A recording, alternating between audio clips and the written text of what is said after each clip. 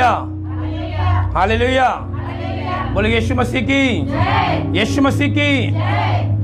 आज की मीटिंग है आत्मिक जागृति की। किसकी है? इसका अर्थ समझ लीजिए, आत्मिक और जागृति क्या है बताइए। आत्मा जागृति यानी कि जागृति मतलब क्या? यानी कि परमेश्वर के वचन को हम जानने पाए आत्मा के द्वारा। किसके द्वारा? आत्मा के द्वारा। आज कई व्यक्ति कलीसिया में आ रहे हैं, महिमा कर रहे हैं, लेकिन वो वचन के ना होने के कारण क्या हो रहे हैं? नाश हो रहे हैं। बाइबल स्पष्ट कहती है वचन के ना होने के कारण मनुष्य आज नाश की ओर जा रहा है। कहां हो रहा है? बाइबल ये नहीं कह रही कि मनुष्य शैतान के कारण नाश हो रहा है। वन क्या कह रही है? वचन के ना होने के कारण। हालेलुया। आज हम आत्मिक जागृति के विषय में सीखने जा रहे हैं। बाइबल कहती है आत्मा तैयार है, वरन क्या है? शरीर दुर्बल है। आज कई मसीहों का शरीर जो है वो क्या हो चुका है? दुर्बल हो चुका है। आत्मा बोलता है महिमा कर, आराधना कर, प्रशंसा कर, लेकिन शरीर क्या कहता है? नहीं, बहुत थकावट है, बहुत दिक्कत है मुझे, आज मेरे पेट में दर्द है, आज मेरे सर में दर्द है, आज मैं काम करके थक चुका, आज नहीं कल करेंगे। लेकिन आज जो टॉपिक हम देखने जा रहे हैं आत्मिक जागृति के विषय में, यानी कि हमें अपनी आत्मा को जगाना है परमेश्वर के वचन के अनुसार। Hallelujah, hallelujah. जब तक हमारा आत्मा वचन के अंदर नहीं होगा, डीप में नहीं जाएगा, हम कुछ भी कर नहीं सकते। हालेलुया। बाइबल कहती है मनुष्य हमारी आत्मा का उद्धार नहीं कर सकता है, केवल परमेश्वर के हाथ में है जो हमारे शरीर आत्मा को उद्धार कर सके। उसके पास ही है, वो हमें नरक में डाले या स्वर्ग में भेजे। हम मनुष्य से ना डरे। डरे किससे? परमेश्वर से, क्योंकि मनुष्य के अंदर उद्धार करने की क्षमता नहीं है। लेकिन आज बहुत से लोग मनुष्य से डर रहे हैं। क्या हो रहे हैं? क्यों? क्योंकि उनके अंदर आत्मिक जागृति नहीं है। उनका आत्मा जो परमेश्वर ने दिया, वो आत्मा को उन्होंने सुला दिया है। क्या कर दिया? वचन बाइबल को लेकर घूम रहे हैं, लेकिन वचन अंदर नहीं है। और जब वचन नहीं होगा आपके अंदर, जब आपकी आत्मा सो रही होगी, आप क्या कर सकेंगे? क्या कर सकेंगे? कुछ नहीं कर सकेंगे। ये आत्मिक जागृति मतलब यानी कि हमें आत्मा को जगाना है। किसके द्वारा? वचन के द्वारा। यीशु मसीह भी धरती पे जब आए, आप क्या कहता है? जंगल में आत्मा यीशु को जंगल में ले गया। कहां ले गया? ताकि क्या हो? परीक्षा हो। और उसके बाद क्या हुआ? जाकर कहां बैठ गया? लेकिन उससे पहले क्या? जब परीक्षा हुई क्या हुआ? जब परीक्षा पार कर लिया तो क्या हुआ? स्वर्गदूत आकर उसकी सेवा टहल करने लगे। वो आत्मा से भर गया। Hallelujah, hallelujah. यानी कि जब तक आपकी आत्मा नहीं जागेगी अंदर, आपको कोई भी व्यक्ति आगे बोलेगा आपने धर्म बदल लिया, आप विश्वास भी कर जाएंगे। क्या कर लेंगे? क्योंकि वो व्यक्ति ऐसे आपको घुमाएगा, ऐसे घुमाएगा आपको, आप उसकी बातों में आ जाएंगे। सच नहीं, सही कह रहा है ये, मैंने गलत किया, यीशु के पास जाकर। हालेलुया। जब हमारे अंदर वचन होगा, जब हमारी आत्मा मजबूत होगी, कोई भी व्यक्ति हमें धमकाए, कुछ भी कहे, लेकिन हम उसकी बात का विश्वास। आज बहुत से व्यक्ति आत्मा में सो चुके हैं। क्या चुके हैं? वो प्रभु के पास आते हैं उत्साहित के साथ, जोश के साथ, लेकिन क्या होते हैं? कुछ समय के बाद क्या होते हैं? वो चले जाते हैं। हम देखते हैं मरकुस की पुस्तक में अध्याय 4 में, जब यीशु मसीह ने 4 भूमि के बारे में बताया। एक भूमि थी कौन सी? पथरीली। एक भूमि कौन सी थी? झाड़ी वाली। एक भूमि कौन सी थी? सड़क किनारे वाली, और एक कौन सी भूमि थी? अच्छी। Hallelujah, hallelujah. लेकिन आज क्या हो रहा है, व्यक्ति, बहुत कम व्यक्ति अच्छी भूमि बन रहे हैं। कोई व्यक्ति ऐसे बन जा रहे हैं जो सड़क किनारे पड़े हुए हैं, कोई भी आता है उन्हें उठाकर फेंक देता है, वो बाहर चले जाते हैं, प्रभु के भवन को छोड़ देते हैं। वो कोई व्यक्ति ऐसे हैं प्रभु के पास आते हैं, चिंता, परेशानी, बोझ, झाड़ी बत्ती उनको दबा लेती चिंताएं, वो प्रभु को छोड़ देते हैं। Hallelujah, hallelujah. लेकिन आज अपनी आत्मा को जगाएं। क्या करें? आत्मा को जगाएं। जब तक आपकी आत्मा अंदर नहीं जागेगी, आपके अंदर वचन भी काम नहीं करेगा। आज आवश्यकता है कि हम अपनी आत्मा को जगाएं। क्या करें? जगाएं। अभी देखिए, हाल फिलहाल देखिए, पंजाब के अंदर एक पास्टर को पूजा करवाई। क्या करवाई? गर्दन पे तलवार रखकर। लेकिन हम बाइबल के अकॉर्डिंग देखें, दानियल की पुस्तक में जो 3 व्यक्ति, सदरक, मेशक, अबेदनगो, क्योंकि वो आत्मा से जागृति थे। क्या थे? जागृति थे। उनके अंदर परमेश्वर का वचन था, परमेश्वर का भय था। वो आज्ञाकारी थे, आज्ञा मानने वाले थे। क्या कहा? हे राजा, हम तेरी मूर्ति के सामने दंडवत नहीं करेंगे। उन्होंने फिर कहा, राजा ने फिर कहा, ने फिर कहा, हे सदरक, मेशक, अबेदनगो, अगर तुम अभी भी मेरी मूर्ति सामने झुक जाओगे तो तुम बच जाओगे।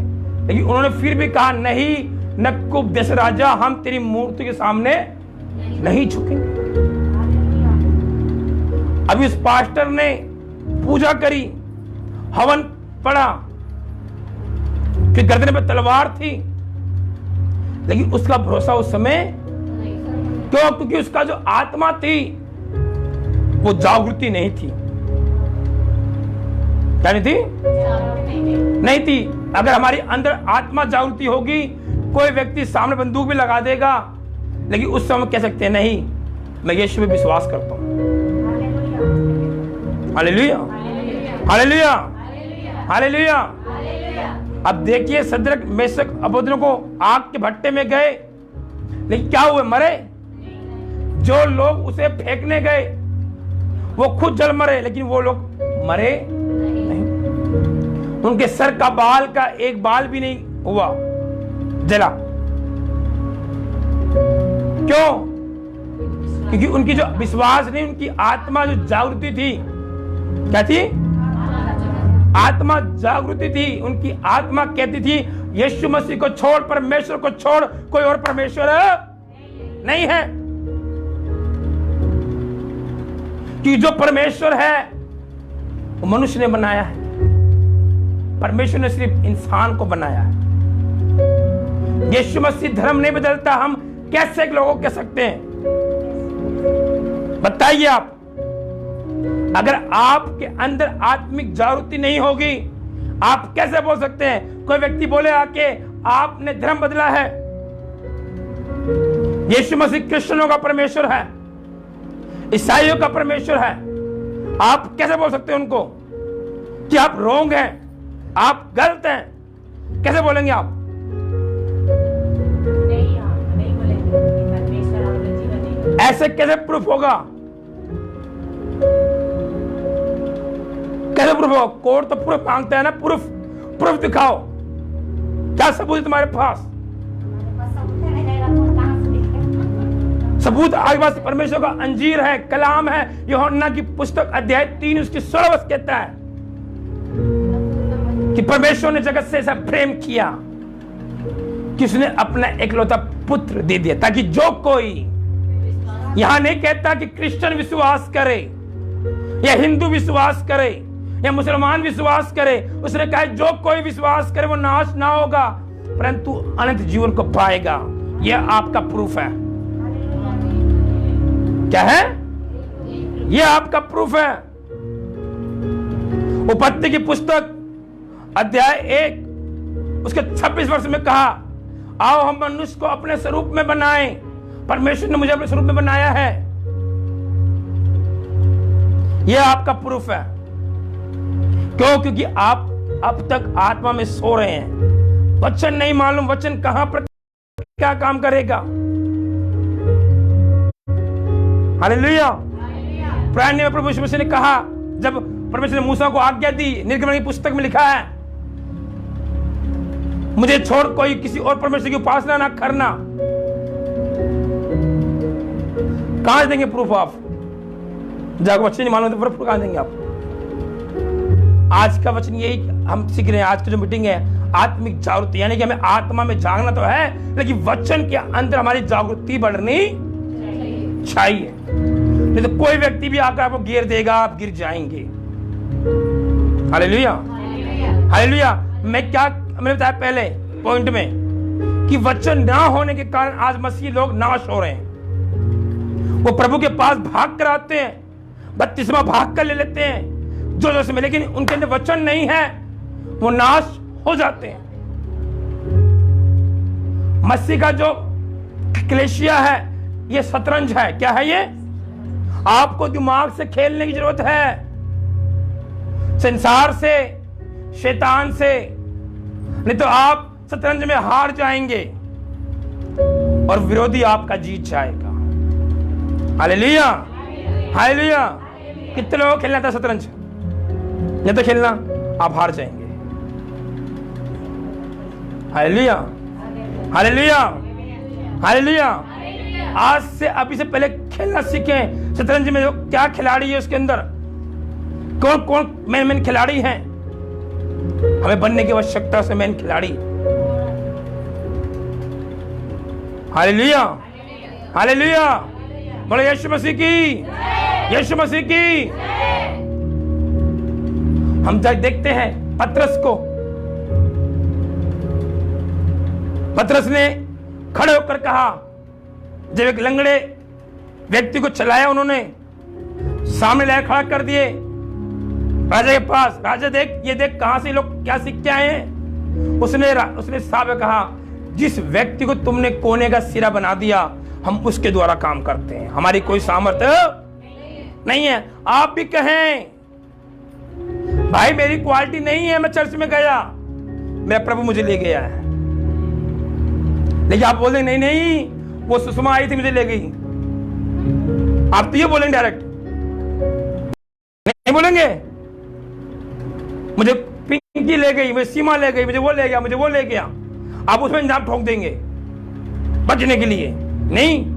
लेकिन यहां पर देखिए पतरस यूहन्ना ने क्या कहा, जिस व्यक्ति को तुमने कोने का सिरा बनाया, उसने इसको चंगा किया, मैंने कुछ भी नहीं किया। Hallelujah, hallelujah. आधी रात को पतरस और सीलास क्या कर रहे हैं? प्रभु की महिमा कर रहे हैं, जेल में बंद होकर। आप क्या करेंगे जेल में बंद होकर? रोएंगे। क्यों? क्योंकि वचन नहीं है आपके अंदर। क्योंकि बाइबल कहती है, जो शोक करेगा वो शांति को पाएगा। Hallelujah, hallelujah, hallelujah, hallelujah. लेकिन हम तो वहां शोक करेंगे, शांति कहां पा रहे हैं? वचन को पढ़िए। क्या करिए? वचन के डीप में जाएं। समय वेस्ट करके कोई फायदा नहीं होने वाला। अंत का समय है, 2024 बुरा हाल है, 23 बुरा हाल है मसीहियों के लिए। बहुत से मसीही लोग तय हो जाएंगे। बड़े बड़े प्रोफेशनल लोगों ने कह दिया 2023-24 मसीहियों के लिए बहुत कठिन का समय होगा। चीन के अंदर 666 की मोहर लग चुकी है, लग रही है चिप। इंडिया में कभी आ जाएगी।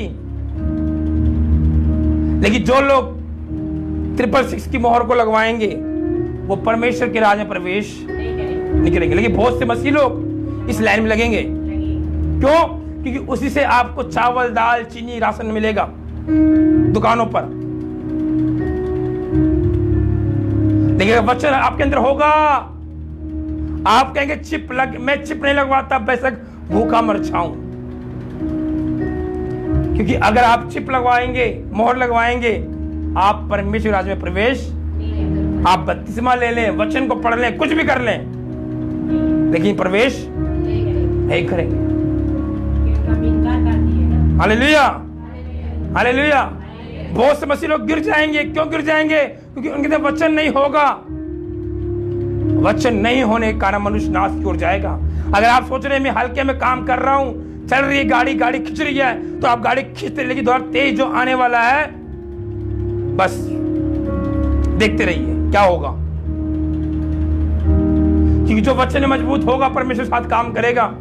शद्रक, मेशक, अबेदनगो को परमेश्वर के वचन में थे, परमेश्वर की प्रार्थना करते थे, तब बचाए गए। दानियल तीनों पैर प्रार्थना करता था। राजा ने दे दिया आज्ञा कि अब 30 दिन तक कोई भी मेरे को छोड़ किसी और परमेश्वर की उपासना करेगा वो सिंहों की मांग में डाल दे। लेकिन दानियल डरा नहीं। उसके कान में बात आ गई, अरे मेरा टाइम हो गया प्रेयर करने का, लेकिन राजा ने एक आज्ञा निकाली है, मैं क्या जाके प्रेयर करूं। लेकिन दानियल ये सब बातों को इग्नोर कर दिया, अपने कमरे में गया, प्रार्थना किया। क्या किया? प्रार्थना किया। Hallelujah, hallelujah, hallelujah. लेकिन आप क्या कर रहे हैं कि जो आपने अभी देखा लॉकडाउन, देखा ना आपने लॉकडाउन, देखा लॉकडाउन, ये कहां से लगा लॉकडाउन पता है? ये बाइबल में पहले जिक्र था उन सबके विषय में, ऐसा होगा तो ऐसा सब कुछ हुआ। लेकिन आप कहेंगे नहीं भैया कहां लिखा है? देख लो, पीछे भविष्यवाणी हुई थी के नाम में लोग बुरी बुरी बीमारी से मरेंगे, मिट्टी देने के लिए कोई नहीं जगह नहीं होगी। यिर्मयाह की पुस्तक 16 और 6। क्या हुआ? लोग बीमारी से मरे, उनको मिट्टी देने वाला कोई व्यक्ति था ही नहीं, उनके अपने लोग भाग गए उनको छोड़ के। नहीं, इसे कोरोना है। जब आपके अंदर परमेश्वर का वचन होगा आप समस्या से लड़ सकते हैं। मत सोचिए कि कौन व्यक्ति आप पर आरोप लगा रहा है। आई डोंट नो, मुझे कोई परवाह नहीं किस व्यक्ति ने मुझे पे इल्जाम लगाया, क्या किया। मेरा प्रभु मेरे विषय में सब कुछ जानता है। कहें आमीन, हालेलुया। बोलो मेरा यीशु मेरे विषय सब कुछ जानता है। हालेलुया। और देखिए, मृतकों को चुपचाप फेंक जाएंगे। और क्या हुआ लॉकडाउन में? लोग जो लोग मर चुके थे चुपचाप लेकर फेंक दिए। आज से अभी से अपनी आत्मा को जगाएं परमेश्वर के वचन के अनुसार। Hallelujah, hallelujah. अगर आप परमेश्वर के वचन से अपने आप को तैयार करेंगे, कोई भी माई का लाल आपको गिरा नहीं सकता।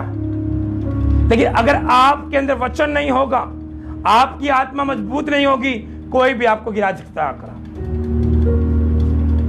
Hallelujah, hallelujah.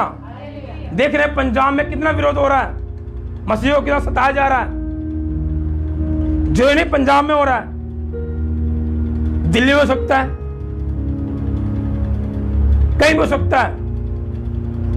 लेकिन हमें बोझ के साथ प्रार्थना भी करनी लोगों के लिए, अपने लिए नहीं, लोगों के लिए। वो तेरा वचन लोगों तक पहुंचने पाए। जहां तेरे विरोधी हो सकते पक्ष में हो जाएं, तेरी महिमा करने पाए।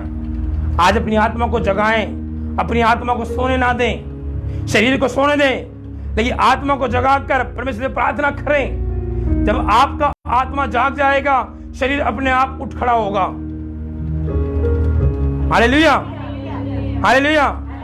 जब हमारा आत्मा ही सो रहा होगा तो शरीर तो अपने आप सोएगा सोएगा।